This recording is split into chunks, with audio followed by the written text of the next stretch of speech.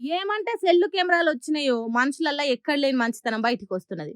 మా అంత గొప్పోళ్ళే లేరన్నట్టు వీడియోలు తీసి సోషల్ మీడియాలో పెట్టి జబ్బలు జరుచుకుంటారు. కానీ ఏం లేకుంటే సోషల్ మీడియా సోయి లేకుంటా ఇగో గీ కానిస్టేబుల్ సార్ ఏం చేసిండో చూడుండ్రి.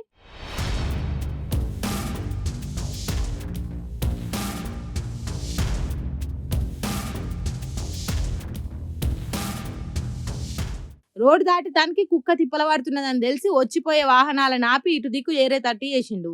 ఇది కదా అసలైన మానవత్వం. ఇది కదా అసలైన మంచితనం. ఎవలో మెచ్చుకోవాలని ఎవలో లైక్ చేయాలని ఆరాట పడితే వీడియోలు తీసి సోషల్ మీడియాలో పెడితే అది మంచితనం ఎట్లయితది? అదే మన అసలైన గుణం ఎట్లయితది?